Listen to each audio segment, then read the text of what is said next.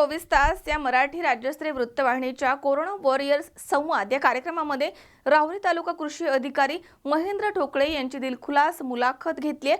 संपादक वसंतराव झावरे यांनी जनता कर्फ्यू नंतर ऐन लॉकडाऊनच्या काळामध्ये हजारो शेतकऱ्यांच्या शेतमालाला कोट्यवधी रुपयांची बाजारपेठ मिळवून देण्याचं काम तालुका कृषी अधिकारी कार्यालयाकडून झालं आहे असं त्यांनी यावेळी म्हटलंय। नमस्कार, C24 तास मध्ये आपलं स्वागत। कोरोना वॉरियर्स संवाद या C24 तासच्या कार्यक्रमामध्ये आज या ठिकाणी राहुरी तालुका कृषी अधिकारी महेंद्रजी ठोकळे साहेब उपस्थित राहिलेत। मी त्यांचं हार्दिक स्वागत करतो। नमस्कार। नमस्ते। आपल्याला माहिती आहे की आपल्या देशामध्ये 22 मार्चला जनता कर्फ्यू लागू करण्यात आला आणि तेव्हापासून ते 30 जूनपर्यंत लॉकडाऊन सुरू आहे आणि या लॉकडाऊनच्या कालावधीमध्ये प्रत्यक्ष लढणारे योद्धे आहेत, अप्रत्यक्ष लढणारे योद्धे आहेत। लॉकडाऊनमध्ये सर्वच व्यवहार ठप्प झाल्यामुळे त्या ठिकाणी जनतेची अडचण जरी झाली तर त्या अडचणीला त्या ठिकाणी सहजता यावी, सुविधा देण्यात यावी अशा मंडळींनी पण अप्रत्यक्षपणे काम केलेलं आहे। मंडळी, आपल्याला ज्ञात आहे की भारत हा कृषीप्रधान देश आहे। बहुसंख्य मंडळी शेती करतात आणि पूर्वीच्या काळी पारंपरिक पद्धतीने शेती केली जायची, त्यानंतर आधुनिक पद्धत आली आणि आज तालुका पातळीवर त्या ठिकाणी कृषी अधिकारी असतात, तसेच पंचायत समितीकडे कृषी विभाग आहे। त्याचप्रमाणे आपल्याला माहिती आहे की संपूर्ण देशाला परिचित असलेलं महात्मा फुले कृषी विद्यापीठ देखील राहुरी तालुक्यात आहे। तर या लॉकडाऊनच्या कालावधीमध्ये या संबंधित अधिकाऱ्यांनी त्यांचं दररोजचं कामकाज सांभाळून शेतकऱ्यांना मार्गदर्शन असेल किंवा पुढचं नियोजन असेल ते केलेलं आहे, म्हणून आपण त्यांना कोरोना वॉरियर्स म्हणतो। तर मी सर्वप्रथम आपल्या या कार्यक्रमामध्ये उपस्थित असलेले राहुरी तालुका कृषी अधिकारी महेंद्रजी ठोकळे यांना विचारतोय की सर, आपल्या कार्यालयाच्या अंतर्गत म्हणजे गावं किती येतात, त्या गावांमध्ये शेतीचं क्षेत्रफळ कसं आहे आणि आपलं कामकाज कसं चालतं? नमस्ते। सर्वप्रथम मी सर्वांना नमस्कार करतो। राहुरी तालुक्यामध्ये एकूण 96 गावं आहेत, जे सर्वसाधारण जे आपलं पूर्ण तालुक्याचं जे भौगोलिक क्षेत्र आहे ते 1,01,000 हेक्टर क्षेत्र आहे। हो सर। त्यापैकी जंगल, पडीत, इतर पडीक याच्यामध्ये जाऊन जे शेतीलायक किंवा आपण लागवडीलायक क्षेत्र आपण जे म्हणतो ते 67,000 हेक्टर क्षेत्र आहे। त्याच्यामध्ये मुख्यत्वे करून खरीपाकरता 28,000 हेक्टर, त्यानंतर चारा पिकासाठी 15,000 हेक्टर, ऊसामध्ये 15,000 ते 16,000 हेक्टर या पद्धतीने आपल्या जे आहे पूर्ण याच्यामध्ये लागवड होते। आणि त्याच पद्धतीने याच्यामध्ये फळबाग लागवड पण आपल्याकडे 3,000 हेक्टरवर आहे। त्यानंतर भाजीपाला 1,000 हेक्टरवर लागवड होते। बरं। खरीपामध्ये मुख्यत्वे करून आपल्याकडे कपाशी, बाजरी, मका, सोयाबीन या पिकांचा समावेश होतो आणि थोड्याफार प्रमाणात शेडनेट पॉलीहाऊसमध्ये शिमला मिरची, काकडी या प्रकारचे पिकं घेतली जातात। बरोबर आहे। कोरोनाचा प्रादुर्भाव होऊ नये म्हणून आपल्या भारत सरकारने लॉकडाऊन सुरू केलं आणि या लॉकडाऊनच्या कालावधीमध्ये प्रत्यक्ष जे वॉरियर्स आहेत की कोरोनाचा प्रादुर्भाव झाला त्या रोगावर उपचार करणारे डॉक्टर्स आहेत, नर्सेस आहेत, वैद्यकीय कर्मचारी आहेत, शासकीय अधिकारी आहेत, त्याचबरोबर अप्रत्यक्षपणे पण लोकांची असुविधा होऊ नये म्हणून भाजीपाल्यावाले असतील, दूध उत्पादक असतील, तर ते देखील वॉरियर्स आहेत। तर सर, आपल्या राहुरी तालुका कृषी कार्यालयाच्या अंतर्गत या कालावधीमध्ये आपण आणि आपले जे कर्मचारी आहेत त्यांनी कशी सुविधा पुरवली लोकांना? 22 मार्च रोजी जो जनता कर्फ्यू झाला आणि त्यानंतर लॉकडाऊन चालू झालं, तर अशा वेळेस नेमकं त्यांचे रबीचे उत्पन्न बाहेर पडलेले आणि उन्हाळी जे पिकाचे जे फळपिकं होते हे सगळे बाहेर पडणारे होते, एक्सपोर्ट होणार होते। बरोबर आहे। या अडचणीमध्ये शेतकऱ्यांचं फार मोठं नुकसान होणार होतं। बरोबर आहे। अशा कालावधीमध्ये म्हणजे आम्ही एक कोरोना कक्ष किंवा आपण शेतकरी सन्मान कक्ष जो तालुका कृषी अधिकारी कार्यालय स्थापन केला. बरोबर आहे. जे शेतकरी आम्हाला अप्रोच झाले आणि आम्ही ज्या शेतकऱ्यांना अप्रोच झालो अशा शेतकऱ्यांना पासेस देणं, त्यांना विक्री करण्यासाठी बाहेर परमिशन देणं, बरोबर याच्या माध्यमातून ज्या 3 फार्मर प्रोड्युसर कंपनी राहुरीमध्ये सद्यस्थित आहे त्यांचा मी नाम उल्लेख करायला विसरणार नाही. म्हणजे एक राहुरी फार्मर प्रोड्युसर कंपनी आहे, वांबोरी फार्मर प्रोड्युसर कंपनी आहे, बरोबर आहे, आणि Sai Pravara farmer producer company. बरोबर. यांच्या माध्यमातून आपण राहुरीमधनं 31,700 व्हेजिटेबल किट आपण पुणे आणि मुंबईमध्ये सप्लाय केला. अभिनंदन सर, अभिनंदन. त्याची जर कॉस्ट काढली तर नियर अबाउट 1,70,00,000 आपण व्हेजिटेबल किट आपण बाहेर सप्लाय केल्यात. बरोबर आहे सर. त्याच पद्धतीने आपण टरबूज, खरबूज आणि द्राक्ष 1,350 टनाचं आपण शेतकऱ्यांचं विकून दिलं. त्याची जर किंमत काढली तर एक साधारण 2 कोटीच्या घरात आपण फ्रूट कृषी विभागाच्या मदतीने शेतकऱ्यांचं विकून दिलंय. त्यानंतर कांदाचं जर म्हणलं तर एक साधारण 3,000 टन कांदा आपण एक्सपोर्ट फार्मर प्रोड्युसर कंपनीच्या माध्यमातून केलं. त्याची कॉस्ट नियर अबाउट 2,40,00,000च्या घरात आपण विकली. जर नियर अबाउट केलं तर 1,000 ते 1,200 शेतकऱ्यांचं हे जे पीक होतं हे कोरोनाच्या संकटामध्ये अडकलं होतं, याला आपण विकून दिलं. त्यामुळे शेतकरी खुश झाले. आणि कोरोनाच्या माध्यमातून म्हणलं तर आम्हाला एक प्लस पॉईंट असा झालाय की आता आमचा शेतकरी हा व्यापारी व्हायला लागला. शेतकरी हा व्यापारी व्हायला लागला, स्वतःचे स्वतः सगळे प्रोडक्ट विकायला लागलाय. कोरोनाचा नक्कीच फायदा ह्या कोरोनाच्या आफ्टर कोरोनाने शिकवलं आणि त्याचा फायदा शेतकऱ्यांनी घेतलाय. आता सांगायचं झालं तर जेव्हा टरबूज विकणारे शेतकरी आमच्याकडे आलेत आणि मार्केटला 2 आणि 3 रुपये किलोनी भाव चालू होता आणि त्यांना राहुरीमध्ये किंवा पुण्यामध्ये, नगरमध्ये टरबूज ते स्वतः विकायला तयार झाले. मग अशा शेतकऱ्यांना आम्ही परमिशन दिली, पासेस दिले. बरोबर. त्यांनी स्वतः 10 रुपये किलोनी सगळा टरबूज, खरबूज विकला, स्वतः विकले. शेतकऱ्यांनी म्हणे आम्हाला कोरोनामुळं फायदा जास्त झाला तोट्यापेक्षा. बरोबर आहे. ह्याच पद्धतीने म्हणजे अजून जर सांगायचं म्हणलं तर ज्यांना कांदा विकायचा होता अशा शेतकऱ्यांना कोरोनाच्या धर्तीवर मार्केटमध्ये कमिटी म्हणजे गर्दी होऊ नये तर अशामध्ये आम्ही ऑनलाईन नोंदणी सुरू केली होती. त्याच्यामध्ये 3,500 शेतकऱ्यांनी राहुरी तालुक्यात नोंदणी केली. अभिनंदन. आणि त्यांचं कांदा विक्री आपल्या मार्केट कमिटीमध्ये झालाय. आता मार्केट कमिटीने स्वतःकडे नोंदणी घेतलेली आहे. पण ह्या लॉकडाऊनच्या काळामध्ये ह्या कालावधीमध्ये आम्ही 3,500 शेतकऱ्यांचा डाटा हा मार्केट कमिटीला दिला. त्यानंतर बांधावर खत तर आपण कोरोनाच्या पार्श्वभूमीवर शेतकऱ्यांची गर्दी दुकानावर वाढू नये आणि ह्या कोरोनाचा प्रसार ग्रामीण भागात पोहोचू नये म्हणून आमची जी 450 गट आहेत त्यातले काही 82 गटांमार्फत आपण जवळ 158 टन खत हे बांधावर आपण शेतकऱ्यांची पोहोच केले. म्हणजे हा खारीचा वाटा एक फार मोठा वाटा नाही, पण त्या पिरियडमध्ये आपण हे कामं केलेत. त्यानंतर सोयाबीनचं बोलल्याप्रमाणे आपण 70 शेतकऱ्यांकडे 1846 जे क्विंटल आहे, जे शॉर्टफॉल आपल्याला बियाणाचं पडणार आहे ते पूर्ण आयडेंटिफाय करून त्याची उगवण क्षमता करून पेरणी क्षम बियाणं तयार करून ठेवलंय. त्यानंतर हुमणीचे प्रात्यक्षिक आपण 450 ते 500च्या घरात आपण हुमणीचे प्रकाश सापळेचे प्रात्यक्षिक घेतलेत. त्याचं रिप्लिकेशन जास्तीत जास्त शेतकऱ्यांनी करावं यासाठी आम्ही माध्यमातून त्याचा प्रसार करतोय. त्यानंतर कृषी सेवा केंद्र म्हणजे लॉकडाऊनच्या पिरियडमध्ये फक्त मेडिकल उघड्या होत्या, दवाखाने उघडे होते, पण त्या व्यतिरिक्त शेतकरी जगवण्यासाठी कृषी सेवा केंद्र सुद्धा उघडं राहणे खूप गरजेचं होतं. प्रयत्न केले. अशा वेळेस आपण महसूल आणि पोलीस प्रशासनाच्या मदतीने आपण कृषी सेवा केंद्र लॉकडाऊनच्या पिरियडमध्ये अगदी चालू ठेवले. बरोबर आहे. आणि FPO मार्फत भाजीपाला विक्री मोठ्या प्रमाणात केलंय. बरोबर. हे सगळं लॉकडाऊनच्या पिरियडमध्ये आम्ही मोठ्या प्रमाणात काम केलंय. अगदी.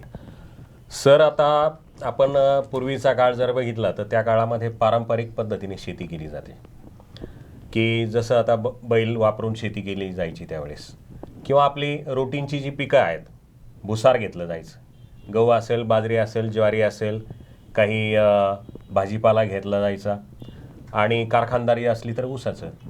तर आता नंतरच्या काळामध्ये आता पारंपरिक शेती आणि नंतरच्या काळामध्ये मग फळबागा आल्या. तसं पाहिलं तर राहुरीचा जर इतिहास बघितला तर राहुरी मोसंबीच्या बाबतीत ओळखली जायची.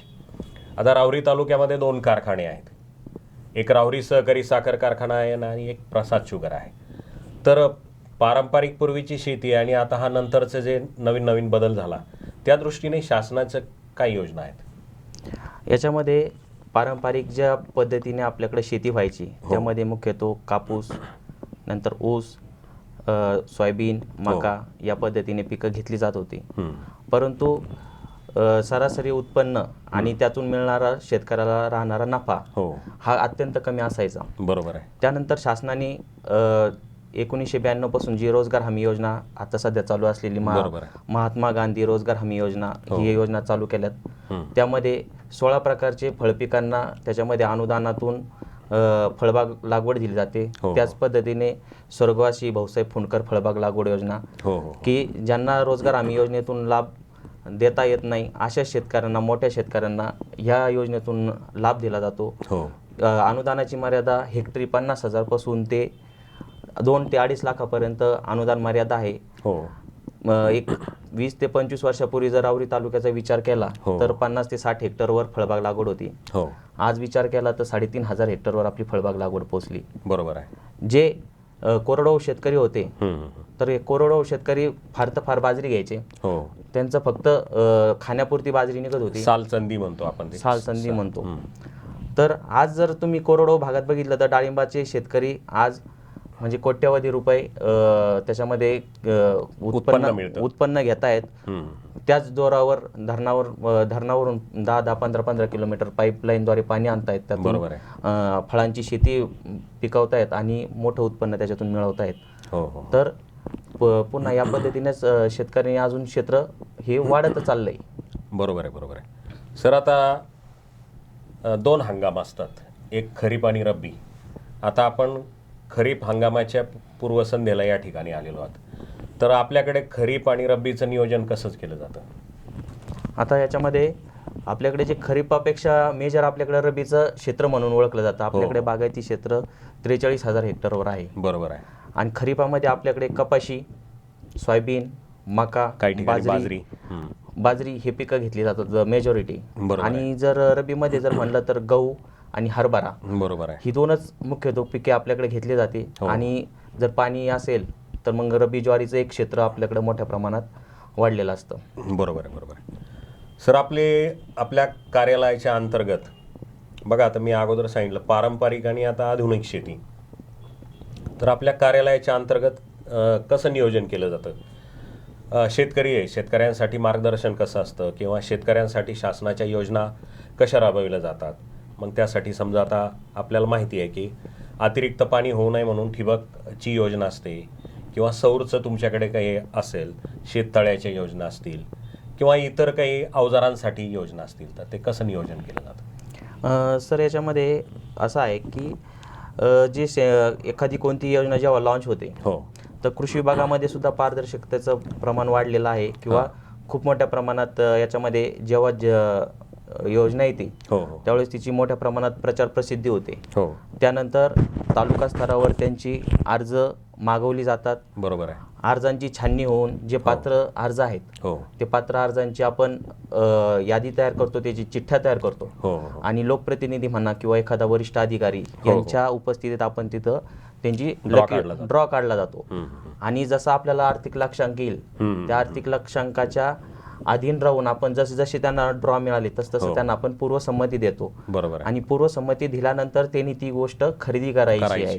म्हणजे त्याच्यामध्ये ठिबक असेल, अवजार असेल, NHM मधली कांदा चाळ असेल, पॉलीहाऊस असेल, शेडनेट असेल, सगळ्यांसाठी एकच प्रक्रिया राबवलेली आहे की अर्ज सोडतीनंतर त्याला पूर्वसंमती आणि नंतर खरेदी करायची. खरेदी केल्यानंतर त्याला अनुदान त्याच्या खात्यावर थेट जमा करायचं आहे. अगोदर त्यांनी खरेदी करायची आणि मग तुम्ही सर्वे करून ते बघता खरेदी केली, त्यानंतर त्याला अनुदान मिळतं, त्यानंतर त्याच्या खात्यावर थेट अनुदान जमा होतं. तर याच्यासाठी निकष कुठले आहेत सर आपले? समजा एक शेतकरी आहे, त्याच्याकडे काही एकर जमीन आहे आणि पाण्याची उपलब्धता कमी आहे, मग आपल्याकडे ठिबकसाठी असेल किंवा शेततळ्याचं असेल तर तो निकष कसा आहे? आता प्रत्येक योजनेसाठी वेगवेगळे निकष आहे. जर तुम्ही ठिबकसाठी म्हणाल हो तर ठिबकसाठी एका शेतकऱ्याला 5 हेक्टरपर्यंत अनुदान घेता येतं. हो जर त्यांनी जरी ठिबक लावलेला असेल आणि 8 वर्षानंतर पुन्हा जर ते क्षेत्र जर पुन्हा आलं हो. तर 8 वर्षानंतर पुन्हा त्या क्षेत्रासाठी त्याला पुन्हा सबसिडी घेता या येते. 8 वर्षानंतर त्या कालावधीत पुन्हा नाही, पुन्हा त्या 8 क्षेत्रात- वर्षानंतर त्याला ते पुन्हा त्याला सबसिडी घेऊ शकतो.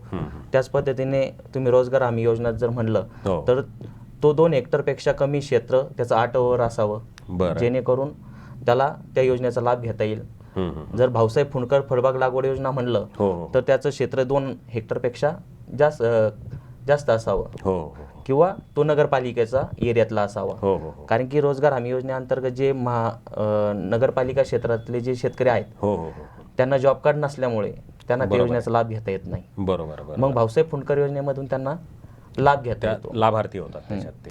त्याच पद्धतीने जर म्हणलं तर गोपीनाथ मुंडे शेतकरी जनता अपघात विमा योजना ही एक योजना आहे. याच्यामध्ये जर शेतकऱ्यांचे 2 हात 2 पाय 2 डोळे किंवा 1 डोळा 1 हात किंवा 1 डोळा 1 पाय असे कोणत्याही प्रकारचे 2 जर अवयव जर निकामी झाले हो तर अशांना 2 लाख रुपये सबसिडी दिली जाते. हो किंवा त्याला 1 हात 1 डोळा किंवा 1 पाय कोणताही एक अवयव जर त्याच्यामध्ये निकामी झाला तर 1 लाख रुपयेपर्यंत शासन त्याला शेतकऱ्याला मदत देते. यामध्ये जर म्हणलं तर पूर्वी असं होतं की ज्याच्या नावावर 7/12 होता हो हो हो अशाच शेतकऱ्याला फक्त त्याचा लाभ व्हायचा. बरोबर पण आता त्याच्यामध्ये त्यांनी निकष बदलवलेत. बरं बरं ज्याच्या नावावर 7/12 असेल हो अशा शेतकऱ्याचा स्वतः त्याचे आईवडील त्याचे मुलं आणि मुलगीमध्ये जर म्हणलं तर त्याची अविवाहित मुलगी जर हो. असेल बरं, तर बरं, याच्यापैकी कुणालाही शेतात काम करताना वीज बाधा झाली, काम करताना अपघात झाला, वीज लागली, विहिरीत पडला, हो हो विंचू चावला, साप चावला, हो. एखादं जनावर चावलं तर अशा कोणत्याही प्रकारचा जर त्याच्यासोबत घातपात झाला, आकस्मिक मृत्यू झाला. आकस्मिक मृत्यू झाला हो तर त्याला 2 लाख रुपये याच्यामध्ये सबसिडी देण्याची तरतूद आहे. हो सर हो सर. सर आता या विषयाला धरूनच जसं तुम्ही सांगितलंय की ठिबकचं सांगितलं, त्याचं पण एरिया सांगितला, क्षेत्रफळ किती असावं काय असावं, तसं शेततळं असेल, शेततळ्यासंदर्भात किंवा अवजारं जे आहेत अवजारासंदर्भात शेतकऱ्यांच्या कुठल्या योजना आहेत? आता मागच्या वर्षीपर्यंत राष्ट्रीय कृषी विकास योजना किंवा राष्ट्रीय अन्न सुरक्षा अभियान, हो हो राष्ट्रीय अन्न सुरक्षा अभियान, कडधान्य, गळीत धान्य हो. ह्या वेगवेगळ्या योजनातला जो यांत्रिकरणाचा घटक आहे तो एकत्रित करून एकत्रित लक्षांक तालुक्याला दिला जायचा. हो त्यामध्ये ट्रॅक्टर, पॉवर टिलर, रोटा, पेरणी यंत्र, हो तर सगळ्या प्रकारचे थ्रेशर, मळणी यंत्र हो व असेल तर डाळ मिल, जे शेतीसाठी आवश्यक उपयुक्त आहे असे सगळ्या प्रकारचे अवजारं की ज्यांची शासनाच्या दर सूचीमध्ये त्याचा समावेश आहेत, अशा सगळ्या प्रकारचे अवजारं आपण यामधून देऊ शकतो. त्याच पद्धतीने मागेल त्याला शेततळे योजना एक शासनाची आहे. हो मागच्यावर 31 फेब्रुवारी नंतर त्या योजनेला सध्या स्थगिती दिलेली आहे. पुढील आदेश झाल्यानंतर ती पण योजना पुढे चालू झाली तर आपण पुन्हा त्याचे ऑनलाईन अर्ज घेण्याची प्रक्रिया सुरू होईल. त्याच्यामध्ये साधारण एक 50,000 रुपये सबसिडी ही एका शेततळ्याला दिली जाते. निकष वगैरे काही असतात का त्याचे? त्याला एक निकष फक्त एवढाच आहे की तो एक त्याला 60 गुंठ्यापेक्षा जास्त क्षेत्र शेतकरी असावं, 60 गुंठ्यापेक्षा जास्त क्षेत्र त्याचं 1.5 एकरापेक्षा जास्त असावं. जर मोठ्या प्रमाणात जर अर्ज आले तर त्याच्यामध्ये तो आत्महत्याग्रस्त शेतकऱ्यातला असावा, अल्पभूधारक असावा, प्राधान्य दिलं जातं, कॅटेगरीतला असलं प्राधान्याने त्यांना निवड करावी असं निकष आहेत. हो हो. तर सर बघा, आत्ताच तुम्ही सांगितलं की विम्याविषयी बोलले आपण, तर आपल्या कार्यालयाअंतर्गत समजा जास्त दूर नाही पण गेल्या वर्षभरामध्ये अशी विमा दिलेल्या शेतकरी काही सांगता येतील आपल्याला? सांगता येतील ना. याच्यामध्ये पीक विम्याच्या बाबतीत 2 प्रकारचे विमाचे योजना आहेत आपल्याकडे. एक पंतप्रधान पीक विमा योजना, याच्यामध्ये जे भुसार पिकं आहेत तर त्यासाठी पीक विमा उतरवला जातो. आणि दुसरी जी योजना आहे हवामान आधारित फळपीक विमा योजना, ही फळपिकांशी संबंधित आहे. जी हवामान आधारित फळपीक विमा योजना आहे, जे हवामानाचे जे वेगवेगळे निकष ठरवून दिलेले आहेत त्या निकषात बसल्यानंतर जेव्हा ज्या शेतकऱ्यांनी ज्या महसूल मंडळात पीक विमा भरला असेल, ज्याला लागू होईल त्या मंडळातल्या सर्व शेतकऱ्यांना त्याची रक्कम, विम्याची रक्कम त्यांना मिळाली जाते. आणि जी दुसरी योजना आहे पंतप्रधान पीक विमा योजना, त्याच्यामध्ये मग कपाशी, सोयाबीन, बाजरी, मका अशा पिकांचा समावेश आहे. अशा पिकांचे जे पीक कापणी प्रयोग शासनामार्फत होतात, त्या पीक कापणी प्रयोगाच्या अनुषंगाने त्याची मदत जाहीर होते. त्याची जर आकडेवारी बोलायची म्हणलं तर मृगबहार 19 मध्ये 1383 लोकांनी पीक विमा उतरवला होता. त्याच्यापैकी 846 लोकांना 93,55,000 रुपये लाभ मिळाला आहे. त्याच पद्धतीने मागच्या खरीपमध्ये 15,277 शेतकऱ्यांनी पीक विमा उतरवला होता. त्याच्यापैकी 10,503 लोकांना 6,50,82,000 रुपये पीक विम्याची रक्कम शेतकऱ्यांच्या खात्यावर जमा झाली. ही झाली फक्त सोयाबीन, मका आणि बाजरी. तर याच्यामध्ये अजून पण कपाशी, कांदा आणि तूर या 3 पिकाचे पीक विमा मंजूर होण्याचं अजून प्रक्रियामध्ये आहे. ते जर मिळाले तर त्याचे एक साधारण 1.5 ते 2 कोटी आपल्या शेतकऱ्यांना मिळू शकतात. तर मगाशी आपण बोलताना म्हणालात की शेततळ्याची जी योजना आहे त्याला स्थगिती आहे आणि भविष्यात ती सुरू होऊ शकते. तर शेततळ्याचे काही निकष वगैरे आहेत का? यामध्ये शेततळ्याचे निकष म्हणजे त्याचं 7-12 असावं, 60 गुंठ्यापेक्षा त्याचं क्षेत्र जास्त असावं. त्यानंतर त्याला फळ पीक लावण्यासाठी तो तयार असावा. त्यानंतर त्याचं जे आहे 7-12-8 आधार कार्ड, त्याचं राष्ट्रीयकृत बँकेची झेरॉक्स, एवढे उतारे डॉक्युमेंट्स त्याला लागतात साधारण. आणि त्यानंतर आपण त्याचं एक जागेची निवड केल्यानंतर आपण त्याला एक इस्टिमेट तयार करतो, अंदाजपत्रक. त्या अंदाजपत्रक दिल्यानंतर त्याला एक तांत्रिक मंजुरी ही तालुका कृषी अधिकारी कार्यालयामार्फत दिली जाते. आणि ती प्रशासकीय मान्यतेला उपविभागीय कृषी अधिकारी कार्यालय स्तरावर पाठवली जाते. त्याला प्रशासकीय मिळाल्यानंतर आपण त्याला कार्यरंभ आदेश म्हणजे खोदण्यास परवानगी सुरुवात करून द्या आणि त्यानंतर त्यांनी एक साधारण महिन्याच्या आत ते शेततळ खोदून त्याचं रेकॉर्डिंग तयार करून अनुदान मागणीचा प्रस्ताव तालुका कृषी अधिकारी कार्यालयात जमा करावा. त्यानंतर त्याचं लॅटलॉंगचे फोटो काढून त्याचं जिओ टॅगिंग करून अनुदान त्याच्या खात्यावर थेट जमा केलं जातं. तर यामध्ये 50% अनुदान असतं. यामध्ये फिक्स अनुदान आहे 50,000 रुपये फिक्स आहे. हो, कारण की योजनेचं नावच आहे की मागेल त्याला शेततळे. त्यामुळं पूर्वी याच्यामध्ये 83,500 रुपये सबसिडी दिली जायची. पण ज्यानंतर मागेल त्याला शेततळी ही योजना चालू झाल्यानंतर सरसकट 50,000 रुपये एकच नॉर्म त्यांनी ठेवलाय आणि सर्वांना ते मंजुरी देतात. सर, मगाशी विम्यासंदर्भात आपण बोललो की गेली वर्षभरामध्ये आपल्या तालुक्यामध्ये अपघात विमा मिळाले असे शेतकरी किती आहेत आणि त्यांना किती लाभ झालेला आहे त्याचा? आतापर्यंत म्हणजे 2 वर्षामध्ये आतापर्यंत आम्ही 29 प्रस्ताव कंपनीला पाठवलेले आहेत. त्यापैकी आतापर्यंत 18 लोकांचे क्लेम सेटल झालेले आहेत. बाकीचे जे आहेत दुरुस्ती किंवा आपण त्रुटींच्या पूर्ततेसाठी प्रलंबित आहेत. त्यांची त्रुटींची पूर्तता झाली की ते पण क्लेम सेटल होतील. बरोबर. तर सर, दुसरं एक असं की बघा, शेतकरी वर्ग आहे आता कुठे म्हणजे तो जागरूक झाला शास्त्रीय पद्धतीने शेती करायला. तर माझ्या माहितीप्रमाणे आपल्या कार्यालयाअंतर्गत माती परीक्षणापासून सगळ्या गोष्टी बघितल्या जातात.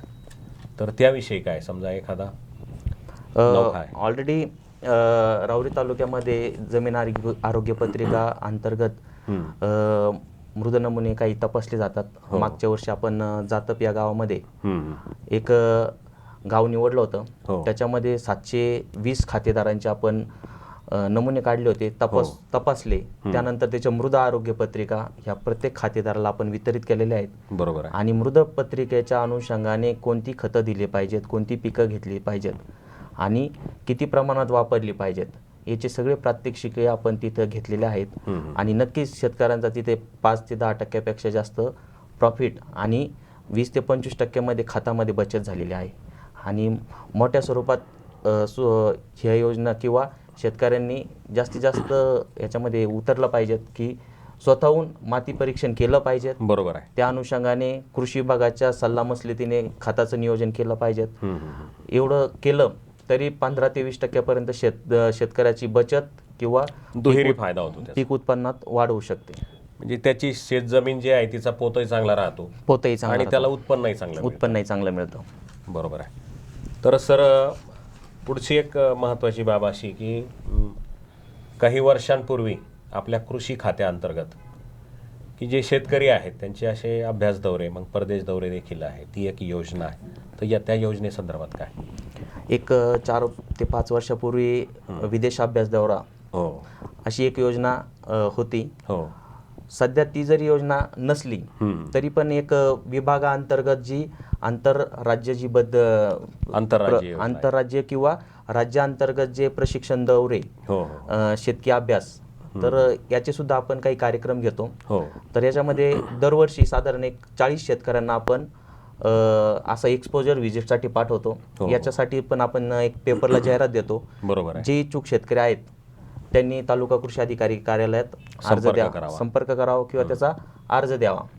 अर्ज दिल्यानंतर आपण पुन्हा तीच मेथड, त्याचा लकी ड्रॉ, जे 40 शेतकरी सुरुवातीला येतील त्या अशा शेतकऱ्यांची निवड करायची. आणि जे दुसऱ्या उपविभागात समजा आपले मागच्या वर्षी वाईला शेतकरी गेले होते, हो मग वाईतले जे प्रगतशील शेतकरी आहेत की कोणी फळपिकात प्रगतशील प्रगती असेल, केलेली कोणी आहे. भुसार पिकात केलेले असेल, कोणी दुग्ध उत्पादनात केलेले असेल, किंवा बरोबर आहे. एखादा प्रक्रिया युनिटमध्ये काम करत असेल, बरोबर आहे. किंवा एखादा एक्सपोर्टिंगमध्ये काम करत असेल, तर असे जे प्रगतशील शेतकरी आहे अशांच्या शेतावर किंवा अशांच्या कंपनीमध्ये आपण इथले जे शेतकरी आहेत त्यांचा एक्सपोजर व्हिजिट करत असतो. हो यानं त्या माध्यमातून ते प्रवृत्त होतील आणि तसं काहीतरी आपल्या शेतात प्रयोग करतील. निश्चित, या निश्चित. हेतूने दरवर्षी आपण एक 40 शेतकऱ्यांचा आंतरविभागीय प्रशिक्षण अभ्यास दौरा दौरा असतो. आयोजित करत असतो.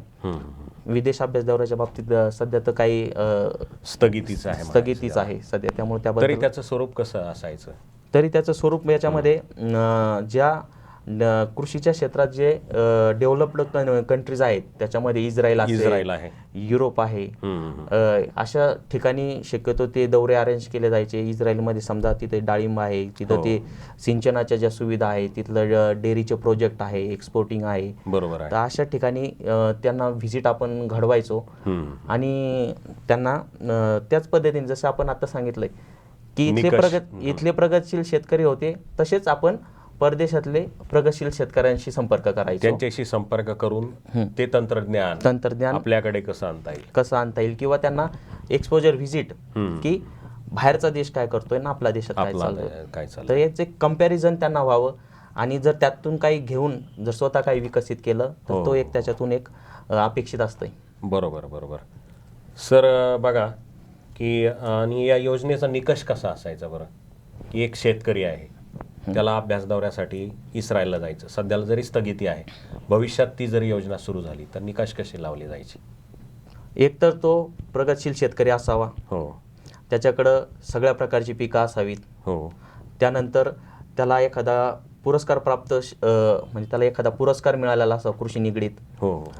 त्यानंतर त्याचे म्हणजे शेतकऱ्यांना तो मार्गदर्शक ठरलेला असावा, म्हणजे सामाजिक असावा, म्हणजे जेणेकरून त्याचं ऐकून बरेचसे लोक तयार तयार होतील अशा पद्धतीचा एक सर्वसाधारण व्यक्ती असावा. आणि त्यांनी अर्ज केल्यानंतर त्याची पूर्ण छाननी म्हणजे तो एक वयाची पण त्याला अट आहे, 60 वर्षाच्या पुढील जर असेल तर ते त्या वयाच्या अटीत पण तो पाहिजेत की 60 वर्षातला आतला पाहिजेत.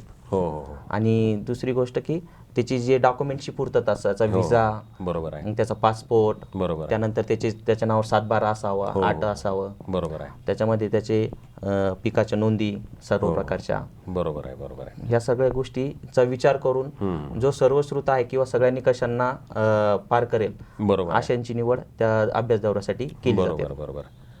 सर पुढचा एक महत्त्वाचा प्रश्न असा आहे की आता आपला जो शेतकरी पूर्वी पारंपरिक शेती करायचा, पण निसर्गाचं लहरीपणा म्हणा, या आसमानी संकट, सुलतानी संकट, या संकटामध्ये मधल्या काळामध्ये शेतकरी बराच भरडला गेला. मग शेतकऱ्यांनी काय केलं, पूर्ण शेतीवर अवलंबून राहण्यापेक्षा जोडधंदे बनवू आपण ते. मग तिथे दूध असेल, कुक्कुटपालन असेल किंवा इतर कुठले जोड व्यवसाय असतील, तर या संदर्भात शासनाच्या कुठल्या योजना आहेत? आता याच्यामध्ये जर सांगायचं झालं, तुम्ही जे बोललात की जोडधंदे, याला आपण शास्त्रीय भाषेत जर एकात्मिक शेती पद्धती म्हणतो. बरोबर आहे. की याच्यामध्ये कोणत्याही प्रकारची एक प्रकारची शेती न करता वेगवेगळ्या शेती एकत्र करणं अपेक्षित आहे. बरोबर आहे. याच्यामध्ये तुमचं शेती त्यानंतर तुमचं पशुपालनामध्ये मग तुमच्या गायी, शेळ्या, नंतर कुक्कुटपालन, नंतर तुमचं गांडूळ खत, व्हर्मी वॉश, तुमचं हॉर्टिकल्चरचं प्लांटेशन, चारा पिके, या सगळ्यांचं एकत्रित नियोजन करणं असं अपेक्षित असतं। यामध्ये जर सरासरी कॅल्क्युलेशन केलं तर हेक्टरी 3 ते 3.5 लाख रुपये वर्षाकाठी नेट प्रॉफिट राहील असे मॉडेल महात्मा फुले कृषी विद्यापीठाने विकसित केलेले आहे। जर त्याचा अवलंब केला तर नक्कीच शेतकऱ्यांना एक चांगला फायदा मिळेल। सध्या तरी शासनाची जरी योजना नसेल तरी पण हे मॉडेल जास्तीत जास्त शेतकऱ्यांपर्यंत पोहोचवावं असंच मी या माध्यमातून सांगेल। बरोबर सर। तर सर, आपण कोरोना वॉरियर्स संवाद या कार्यक्रमामध्ये आपल्यासोबत चर्चा केली। आपण आता समारोपाकडे येऊया। तर आपण या निमित्तानं जे दर्शक असतील, जे शेतकरी असतील, तर त्यांना या ठिकाणी काय आवाहन कराल? सध्या सगळ्यात महत्त्वाचं म्हणजे समोर शेतकऱ्यांचे जे संकट आहे, म्हणजे आता पाऊस नुकताच झाला आहे, पावसानंतर हुमणीचे जे भुंगे आहेत हे मोठ्या प्रमाणावर बाहेर पडत आहेत। तर हे भुंगे ट्रॅप करणं अत्यंत गरजेचं आहे।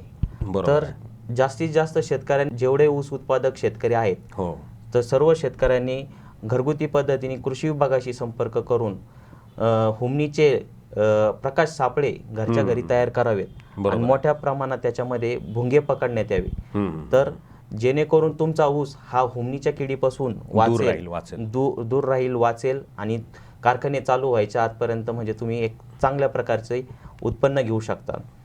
दुसरी गोष्ट, सोयाबीनच्या बाबतीत राहुरी तालुक्यामध्ये 3700 हेक्टरपर्यंत सोयाबीनचं क्षेत्र जातं।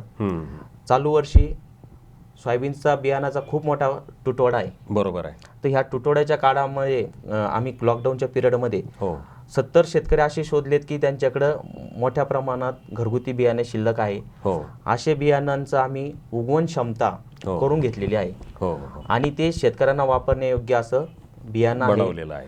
ज्या शेतकऱ्यांना सोयाबीन बियाण्याचं मागणी आहे पण उपलब्ध होत नाही, अशा शेतकऱ्यांनी कृषी विभागाशी संपर्क साधावा। बरोबर आहे। ते बियाणं उपलब्ध करून घ्यावं आणि बियाणं उपलब्ध करून त्याची पुन्हा एकदा शेतकऱ्यांनी उगवण क्षमता चाचणी करून त्यानंतर त्याला थायरम आणि याचे रायझोबियम आणि PSBची बीज प्रक्रिया करावी।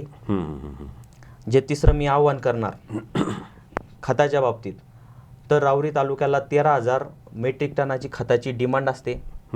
त्यामध्ये 4,500 मेट्रिक टन आपल्याला युरियाची डिमांड असते। बरोबर आहे। यामध्ये 1000 ते 1200 मेट्रिक टनाचा युरिया सध्या तालुक्यामध्ये पुरवठा झालेला आहे।